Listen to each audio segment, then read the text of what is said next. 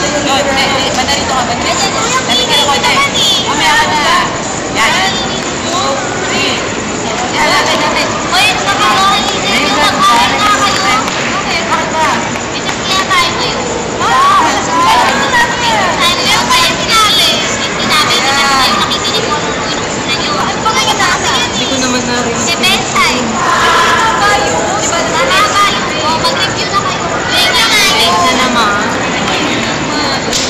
Haba nito eh. Hindi mo na nyo naman para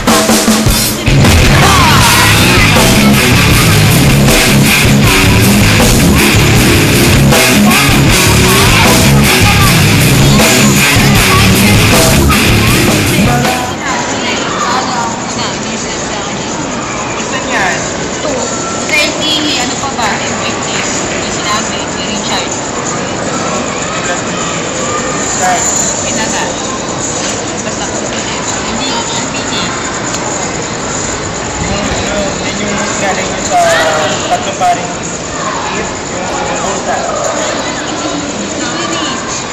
hindi yun tungkol lang sa kabanata ni Bensay. Oh, yun. Ayun. Gusto namin malaman. Gusto namin malaman. Okay, ano yun? Ganito yun.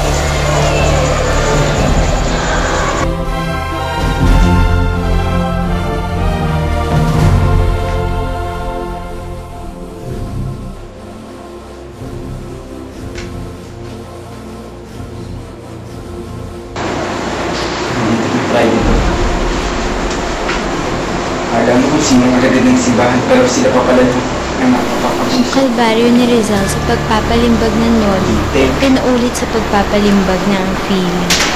Naubos ang kanyang pondo sa Ghent at ganitong-ganito ang naranasan niya sa Berlin noong taglamig ng 1886.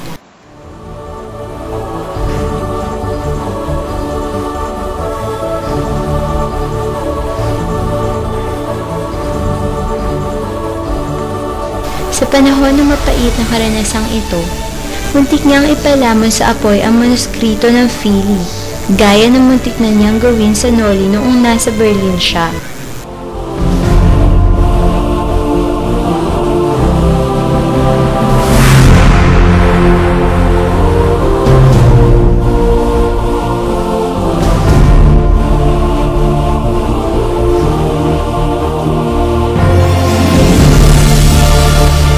Patuloy ni Rizal ang pagsulat ng Philly dahil sa kanyang kalooban ay nais niyang ialay ito kay Gomez, Burgos at Zamora.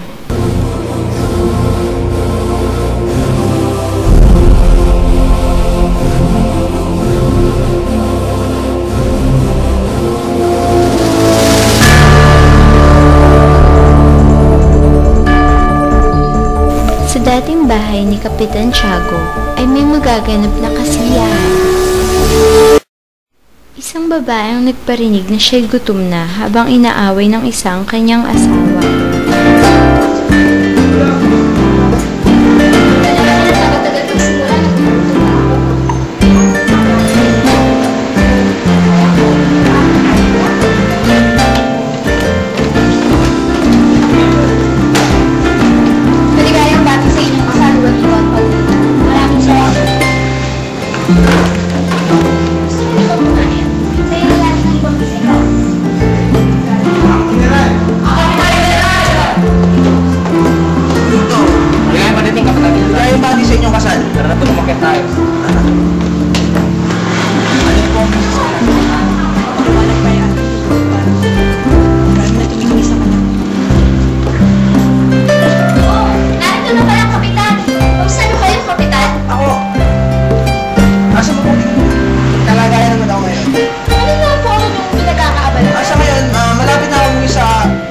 Sa Spanya. Halina, magkumain tayo.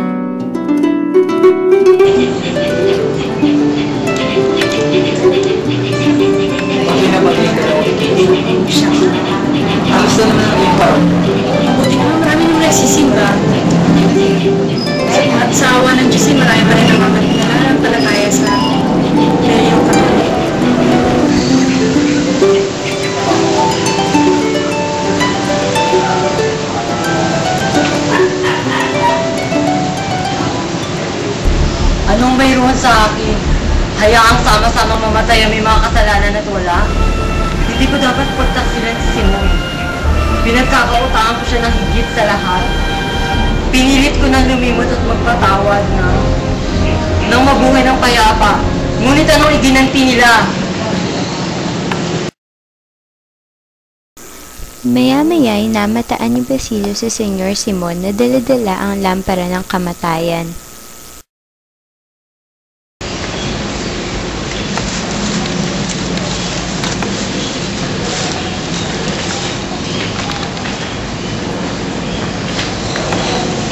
Hanggang hindi siya nananaog ay walang pangalan. Buenas noches, Ginoong Simon. Buenas noches. Ito ang regalo ko para sa bagong kasal. May gandang lampara naman yan, Ginoong Simon. Maraming salamat. Sigurado akong mamahalin ang lamparang yan. Tama ka dyan dahil galing pa yan sa ibang bansa. Pinabati kita, Senyor Juanito. Kapitan Ingral, siyempre ang araw. Ngayon ang nasindihan na ang lampara. Lalong gumanda ng nasindihan. Mas gaganda yan maya-maya.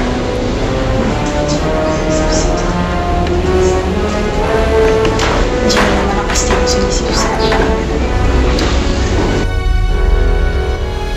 Ayaw na ang lampara. Lahat ay manghang-mangha sa ganda nito. Pinuri ng lahat si Simon.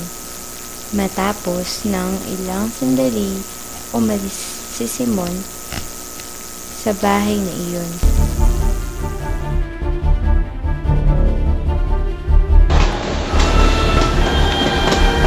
Eskolta madali!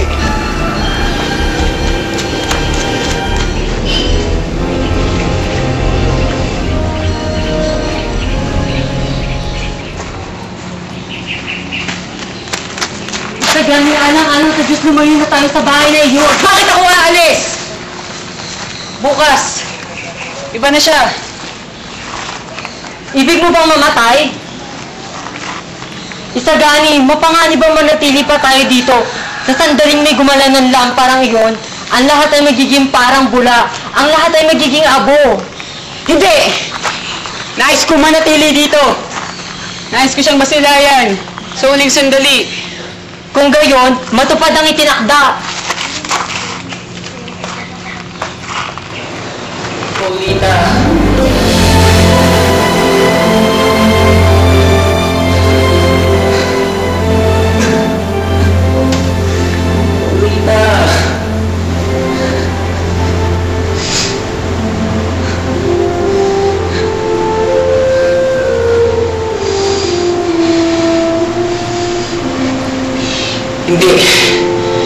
Hindi dapat matuloy ang balak ni Simon. Sa araw na ito, Paulita. Maraming salamat, Doña Victorina. Marami ganyan talaga ang taong umilit.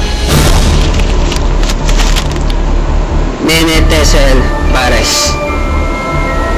Juan Crisostomo Ibarra? Sino siya?